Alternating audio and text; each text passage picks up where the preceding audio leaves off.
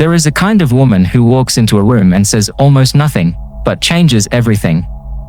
You won't notice her at first. She doesn't demand attention. She doesn't raise her voice.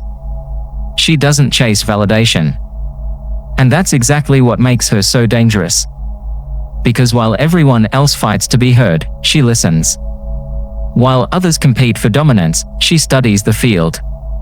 And while you're distracted by charm, beauty, or ego, she's already inside your head, quietly rearranging your decisions, your emotions, and your loyalties. She's not impulsive. She's not reactive. She's strategic.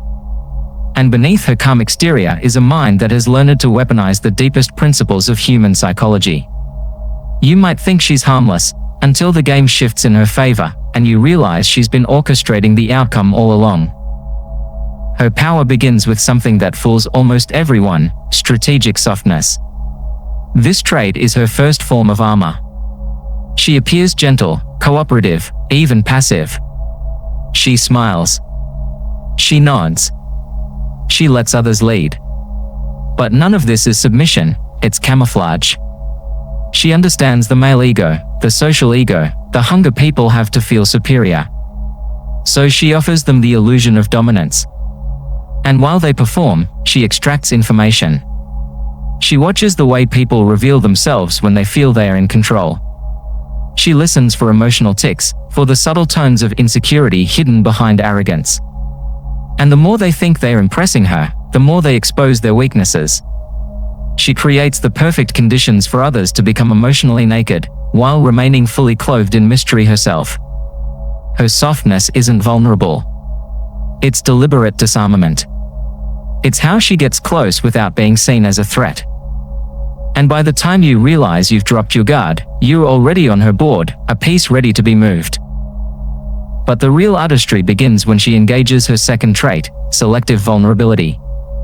Unlike those who overshare out of anxiety or naivety, she knows how to use emotional exposure as a psychological tool. She knows exactly when to reveal a piece of pain, when to open up just enough to make someone else lean in. She tells you a story from her past, just a glimpse of heartbreak, betrayal, loss. Not to seek pity, but to simulate trust. And suddenly, you feel connected. You feel chosen. You feel special. And in that emotional space, you begin to open yourself. You confess your traumas. You share your dreams. You admit your guilt. You expose the exact emotional levers she needs. But what you don't realize is that while you were bonding, she was analyzing. Every word you said gave her more data. She now understands how to influence you, how to calm you, how to destabilize you, and how to win you. Her vulnerability wasn't a breakdown, it was bait. Because while you gave her pieces of your soul, she gave you only what she wanted you to see. She knows that true dominance rarely comes from direct confrontation. It comes from behind the curtain, through whispered influence and quiet maneuvering. This is where her third trait thrives, social espionage. She reads people like most read headlines, instantly and accurately.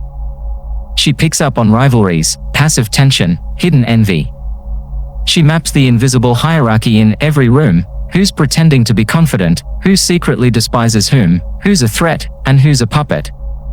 And she never reveals her own position in the game.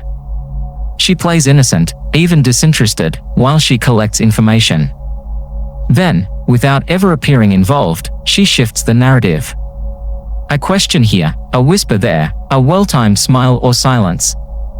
She plants seeds that grow into doubt, suspicion, even conflict, yet no one can trace the shift back to her.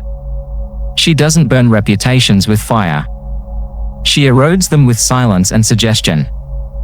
And when the social dynamics tilt in her favor, she moves forward like it was natural. Like she didn't plan it from the start.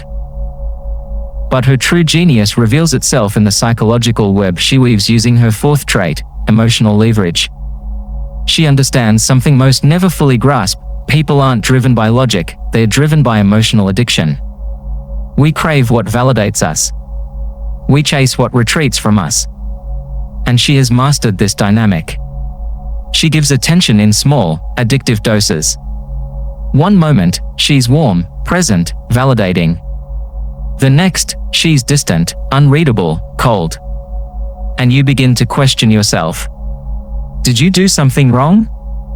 Why is her tone colder today? Why does her silence sting?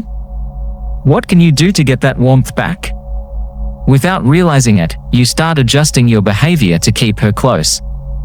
You start changing how you speak, how you react, how you act, just to maintain her approval. She doesn't even need to say a word. She can punish with absence, reward with a glance. She's not playing games, she's conditioning behavior. And the scariest part? You'll believe it was your idea all along. But all of this would mean nothing without her final, most dangerous trait, the silence of patience. Most people rush. They act out of fear, insecurity, or desperation. Not her. She's the kind of woman who can wait 6 months, a year, 2 years if necessary, because she knows that timing isn't part of the strategy. Timing is the strategy. She doesn't rush revenge. She lets it simmer. She lets people grow arrogant, lets them believe they've won, lets them think she's moved on. And when the conditions are perfect, when they've relaxed, when their guard is down, when they've exposed even more of themselves, then she moves. With precision. With finality. No mess, no drama. Just a clean shift in power. Whether it's exiting without warning, exposing the right truth, aligning with their enemy, or vanishing without explanation, her moves land like silence after a storm. Not because she was afraid to strike earlier, but because she was patient enough to let the illusion of control do her work for her. This kind of woman is not chaotic. She is not reckless. She is the strategist hiding behind the smile. She doesn't demand power, she engineers it. She doesn't need to be seen to be in control.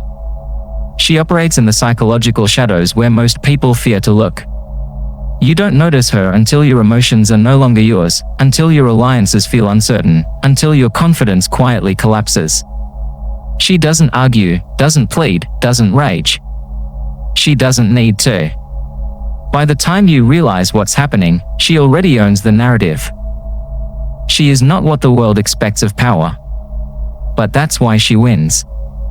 She doesn't manipulate through chaos, she manipulates through understanding. She understands what you want, what you fear, what you chase, and what you run from. And she never forgets. This isn't spiritual wisdom.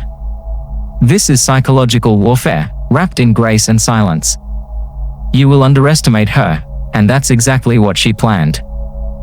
She is the woman who studies the room before she speaks, who uses patience as a weapon, who builds trust only to quietly dismantle it when the time is right. Her power is not in her words, it's in her ability to speak when others expect silence, and to go silent when others expect noise. You don't dominate a woman like this. You don't trick her, break her, or outplay her. You either recognize the game she's playing, or you get played by it. This is the profile of the cunning woman. And it's not theory, it's psychological fact. Power doesn't always come from status or wealth.